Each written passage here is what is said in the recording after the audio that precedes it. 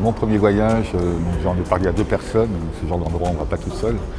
Et c'était suite à l'appel du gouvernement nord-coréen sur l'aide internationale. Donc ils ont laissé rentrer quelques organisations internationales. Donc on a fait une demande, ils ont une délégation à Paris, on a écrit un courrier en leur demandant, voilà, en expliquant qui on était, notre CV, nos capacités d'intervention, notre type d'intervention.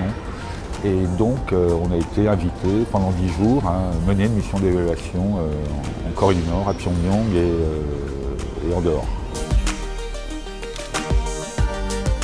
Personnellement, je n'étais pas trop surpris. Nous, on a des personnes, je suis parti avec quelqu'un, on travaillait depuis 1986 dans l'action humanitaire, donc avant la chute du mur. On a travaillé en Pologne, on a traversé l'URSS, donc on a un petit peu l'habitude quand même on va dire, déjà l'architecture communiste, ainsi de suite. Donc cette impression-là, on a retrouvé des choses qui dataient d'avant la chute du mur, quoi. Donc on était, en même temps, c'est une autre culture, hein, c'est totalement chez nous, mais on n'était voilà, pas totalement surpris.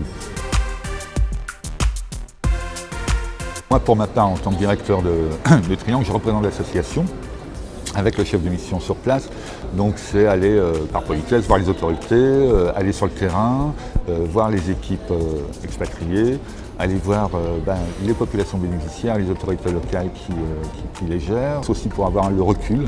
On va pour discuter, pour parler de l'avenir, pour toujours continuer à affirmer que nous, notre boulot, c'est uniquement venir en aide aux populations sur un mandat qui est très clair, qui est un mandat humanitaire.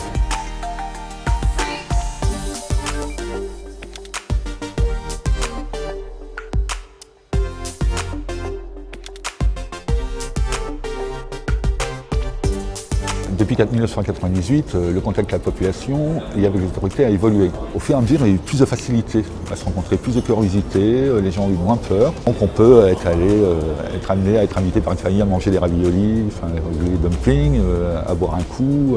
Ce qui est important, c'est d'être vraiment transparent. À partir du moment où on l'est, il y a une confiance qui s'installe, comme partout dans le monde. Donc voilà. Et ce qui est très important aussi, c'est pour ça aussi qu'on est quelques-uns à y aller régulièrement, parce qu'on est des visages connus, ils nous connaissent depuis longtemps, donc voilà, on entretient, eux ils parlent d'amitié, on parle de confiance.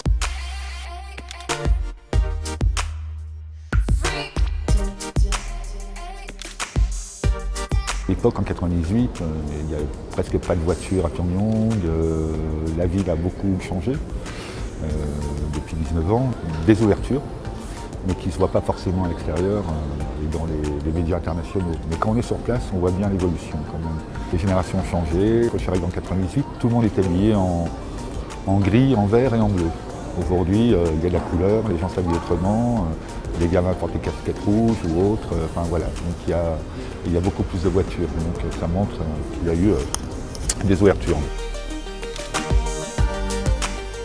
Les choses ne me surprennent pas énormément. On est curieux par contre. Quand on travaille dans un pays comme ça, c'est stimulant intellectuellement. On essaye de comprendre comment fonctionne les cellules familiales, ainsi de suite. Donc on est toujours en alerte, toujours intéressé. C'est un pays, quand on y travaille, on ne s'embête pas en fait. Je suis plus dépaysé mais pas blasé. Mais il y a un truc qui frappe beaucoup, qui frappe énormément les gens qui viennent en Corée du Nord, c'est la propreté. Il n'y a pas de déchets qui traînent. Tout est extrêmement propre, ça c'est très très frappant. Et pas qu'à Pyongyang, dans le pays aussi.